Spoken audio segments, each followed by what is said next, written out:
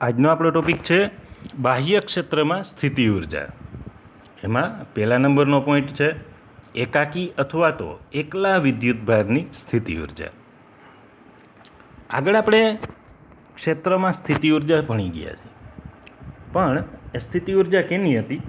તો કે જ્યારે વિદ્યુતભારને અનંત અંતરેથી આપેલા બિંદુએ લઈ આવવામાં આવે અને આપેલા બિંદુના વિસ્તારમાં કોઈ ક્ષેત્ર હાજર ન હોય ત્યારે શોધેલી સ્થિતિ ઉર્જાનું સૂત્ર હતું.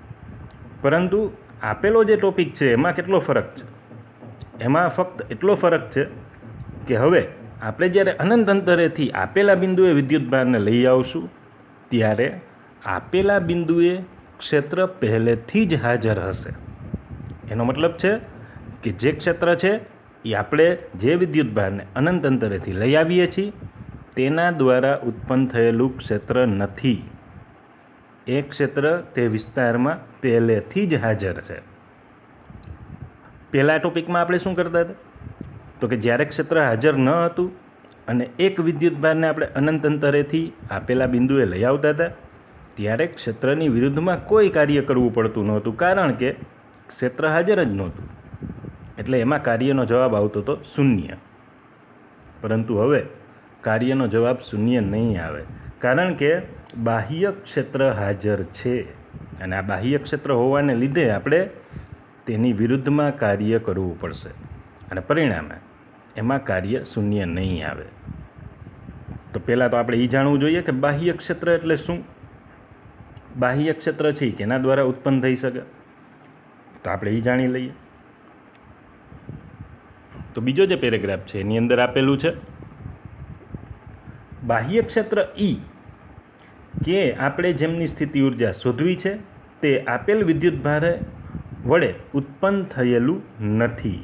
એટલે કે આપણે જે વિદ્યુતભારની સ્થિતિ ઉર્જા શોધવી છે તેનાથી આ ક્ષેત્ર ઉત્પન્ન થતું નથી, પરંતુ આ ક્ષેત્ર છે એ કોઈ બીજા સ્ત્રોત દ્વારા ઉત્પન્ન થાય છે. હવે આ બીજો સ્ત્રોત છે એ કેવો હોઈ શકે? તો કે આ બીજો સ્ત્રોત જેનાથી આ બાહ્ય ક્ષેત્ર ઉત્પન્ન થાય છે એ સ્ત્રોત છે એ તો કાં જાણીતો હોઈ શકે અથવા તો એ સ્ત્રોત છે અજાણ્યો હોઈ શકે.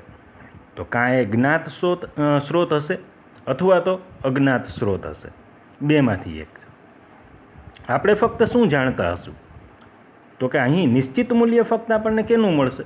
તો કે બાહ્ય સ્ત્રોત વડે ઉત્પન્ન થયેલા વિદ્યુત ક્ષેત્ર એટલે કે ઈનું મૂલ્ય નિશ્ચિત મળશે અને બાહ્ય ક્ષેત્ર અથવા તો બાહ્ય સ્ત્રોત દ્વારા જે વિદ્યુત ક્ષેત્ર ઉત્પન્ન થાય છે તેના વિદ્યુત સ્થિતિમાન એટલે કે વીનું મૂલ્ય આપણને નિશ્ચિત મળશે. બાકી આપણે સ્ત્રોત કયો છે એ અત્યારે જાણતા નથી, એટલે સ્ત્રોત છે એ અજ્ઞાત પણ હોઈ શકે અને જ્ઞાત પણ હોઈ શકે. અહીંયા બુકની અંદર આપણે લખેલું છે એ જોઈએ.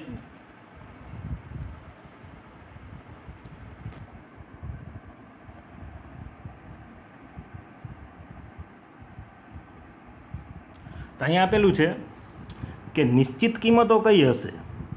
તો કે નિશ્ચિત તો અન્ય સ્ત્રોતથી ઉદ્ભવતા વિદ્યુત ક્ષેત્ર ઈ અથવા વિદ્યુત સ્થિતિમાન વી હોય છે. એટલે આની કિંમતો છે એ નિશ્ચિત હશે. હવે આપણે એવું ધારીએ કે જે વિદ્યુતભારને આપણે અનંત અંતરેથી આ આપેલા વિદ્યુત ક્ષેત્રમાં લઈ આવીએ છીએ તો જે વિદ્યુતભાર આપણે લઈ આવ્યા છીએ એ આ બાહ્ય ક્ષેત્ર ઉપર ખાસ અસર કરતો નથી. એટલે કે બાહ્ય ક્ષેત્રના મૂલ્યની અંદર ખાસ ફેરફાર કરતો નથી. જો આવું આપણે કરવું હોય તો આ વિદ્યુતભાર ક્યુને ખૂબ નાનો રાખવો પડે. એટલા માટે અહીંયા લખ્યું છે કે આની માટે ક્યુ છે એ ખૂબ નાનો હોય અથવા તો અન્ય અજ્ઞાત બળો દ્વારા આપણે સ્ત્રોત વિદ્યુતભાર છે એને જકડીને રાખીએ તો આવું શક્ય છે. એટલે વિદ્યુતભાર ક્યુને કાં તો ખૂબ નાનો લઈએ અથવા તો જે સ્ત્રોત છે એને આપણે અજ્ઞાત બળો દ્વારા જકડીને રાખીએ. એટલે કે સ્ત્રોતનું સ્થાન બદલાય નહીં એવું આપણે કરીએ. જકડીને રાખવાનો મતલબ શું છે? સ્ત્રોતનું સ્થાન છે એ જ્યાં હતું ત્યાં જ રાખીએ, એટલે કે એ બદલાય નહીં એવું કરીએ તો એ બાહ્ય વિદ્યુત ક્ષેત્ર ઉપર ખાસ અસર કરશે નહીં. જો આપણે ખૂબ દૂર અનંત અંતરે રહેલા બહુ પ્રબળ સ્ત્રોતને કારણે નિશ્ચિત વિદ્યુત ક્ષેત્ર ઈ ઉત્પન્ન થયેલું ધારીએ તો ધારો કે આ જે વિદ્યુત ક્ષેત્ર છે ઉત્પન્ન થયેલું છે એ કેના દ્વારા ઉત્પન્ન થયેલું છે?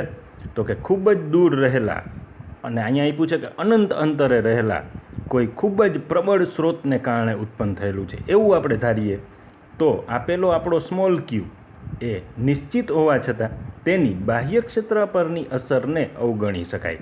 કારણ તો કે બાહ્ય વિદ્યુત ક્ષેત્ર E છે જે અનંત અંતરે રહેલા પ્રબળ સ્ત્રોતને લીધે ઉત્પન્ન થયું છે એ ખૂબ જ પ્રબળ છે, અને ખૂબ જ પ્રબળ હોવાથી આ જે નાનકડો આપણો ક્યુ છે, એટલે કે ક્યુની કિંમત છે એ ખૂબ નાની છે, એ આ બાહ્ય ક્ષેત્ર ઉપર અસર કરશે તો એ અસર પણ કેવી હશે? અવગણી શકાય એવી. બરાબર, એટલા માટે અહીંયા બુકમાં લખ્યું છે કે આ અસર છે એને અવગણી શકાય છે. વધારામાં આગળ જઈએ.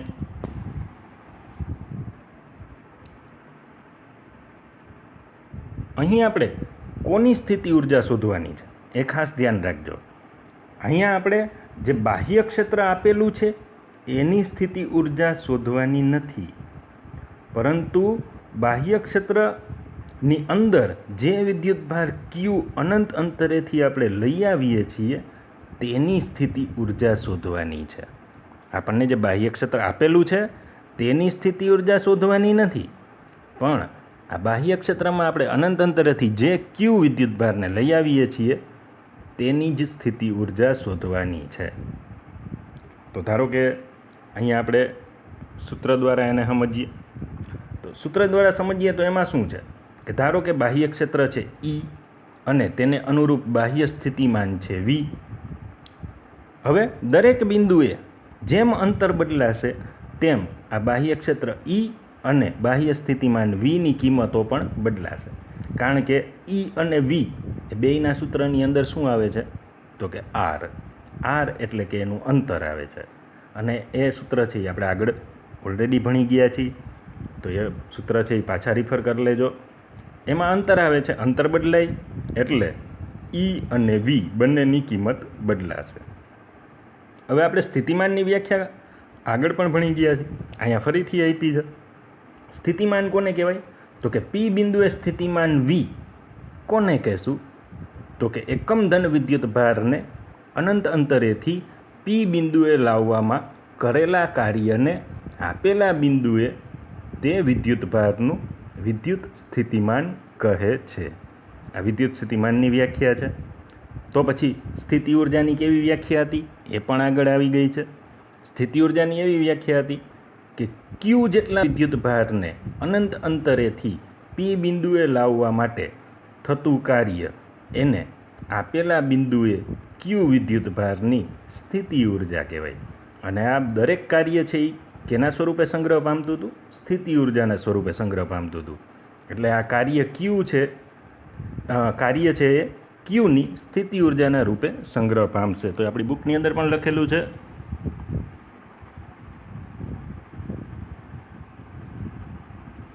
કે આ કાર્ય વિદ્યુતભાર Qની સ્થિતિ ઉર્જા રૂપે સંગ્રહ પામે છે. હવે અહીંયા કોઈ આકૃતિ છે એ આપણને આપેલી નથી, પણ આપણે આ મુદ્દાને આકૃતિ દ્વારા સમજશું. સૌથી પહેલાં એક વાક્ય છે એ જોઈ લે. જો બિંદુ Pનો સ્થાન સદિશ કોઈ ઉગમ બિંદુની સાપેક્ષે સ્મોલ r હોય તો, કોઈ બિંદુ P એનો સ્થાન સદિશ કોઈ ઉગમ બિંદુ લઈએ અને એની સાપેક્ષે કેટલો હોય? સ્મોલ r હોય તો બાહ્ય ક્ષેત્રમાં R આગળ Qની સ્થિતિ ઉર્જાનું સૂત્ર એ તમને નેક્સ્ટ પેજમાં આપ્યું છે.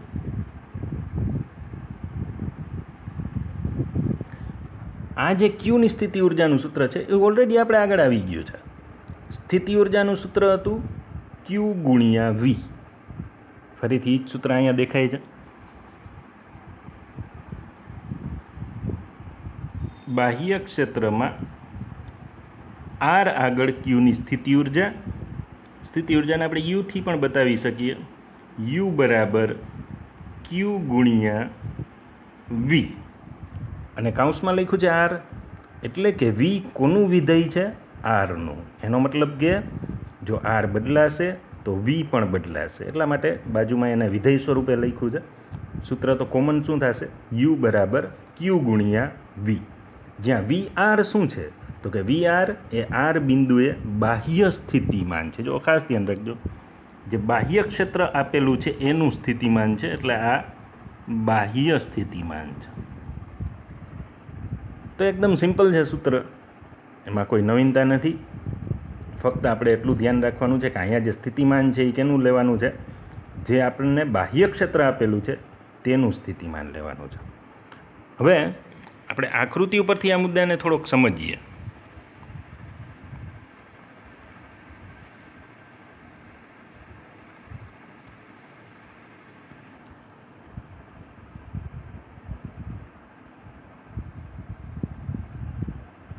તો ધારો કે આપેલું છે કોઈ ઉગમ બિંદુની સાપેક્ષે, તો અહીંયા આપણે એક ઉગમ બિંદુ લઈ લઈએ.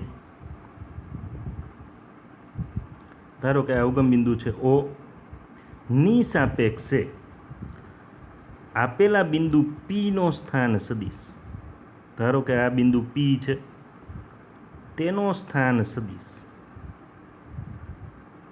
એને આપણે કહી દઈએ સ્મોલ r.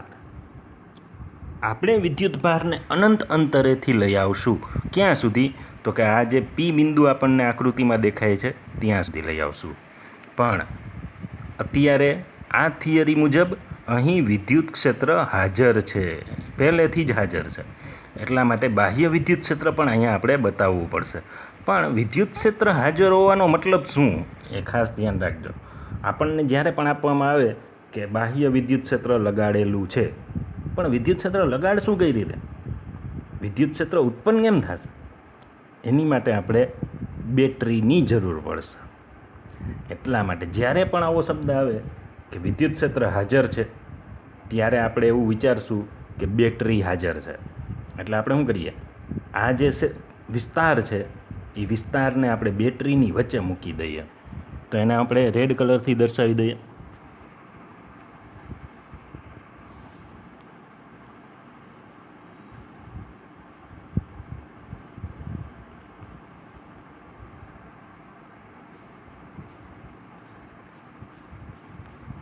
ધારો કે એક છે બેટરીની ધન પ્લેટ અથવા તો ધન વિદ્યુત અગ્ર છે, અને બીજો બેટરીનો ઋણ વિદ્યુત અગ્ર છે.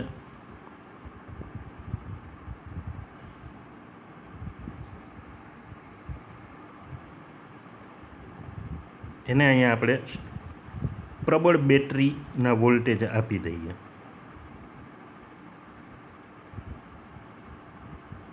આ છે V, અને પરિણામે શું ઉત્પન્ન થશે? તો કે પરિણામે ઉત્પન્ન થશે એ હશે વિદ્યુત ક્ષેત્ર. વિદ્યુત ક્ષેત્રની દિશા ક્યાંથી ક્યાં છે? તો કે પ્લસથી માઇનસ.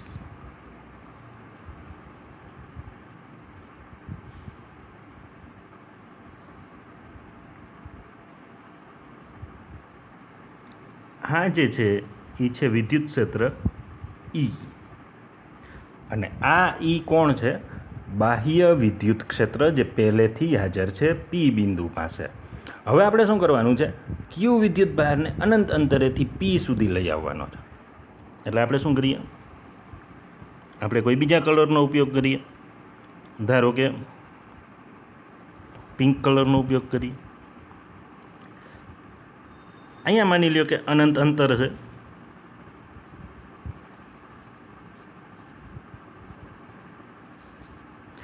આ અનંત અંતરેથી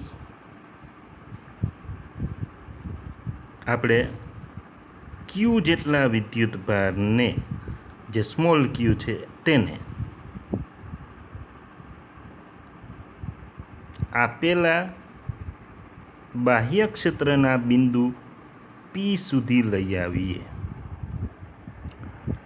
તો આકૃતિમાં પરફેક્ટલી જોઈ શકાય છે કે આપણે જ્યારે એને બાહ્ય ક્ષેત્રના બિંદુ P સુધી લઈ આવશું ત્યારે આપણે ક્ષેત્રની વિરુદ્ધમાં કાર્ય કરવું જોશે, અને વિરુદ્ધમાં કાર્ય કરવું જોશે એ કાર્ય સ્થિતિ ઉર્જાના રૂપમાં સંગ્રહ પામશે. અને એનું સૂત્ર કેવું છે? હમણાં આપણે જોયું એના જેવું, Q ગુણ્યા V. તો હવે આ આકૃતિ છે એ ખાસ ધ્યાનમાં રાખજો. આ ઉપરથી આખી થિયરી છે એ કમ્પ્લીટલી સમજાઈ જશે. એના પછી જે છેલ્લો પોઈન્ટ આપ્યો છે એ આપણે જોઈ લઈએ નેક્સ્ટ પેજની અંદર.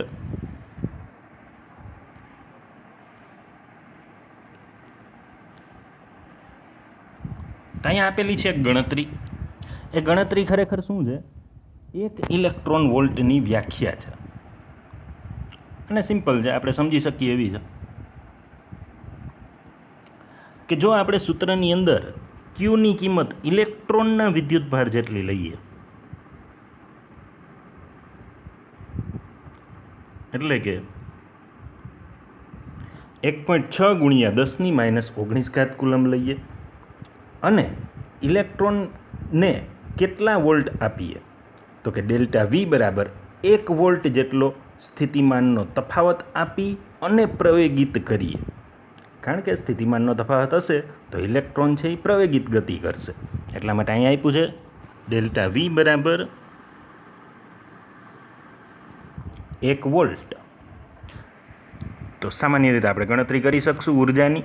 તો સ્થિતિ ઉર્જાનું સૂત્ર શું થશે? ક્યુ ગુણ્યા વી અથવા તો ડેલ્ટા વી. તો અહીંયા ક્યુ છે 1.6 ગુણ્યા 10⁻⁹ ગુણ્યા ડેલ્ટા વી છે 1.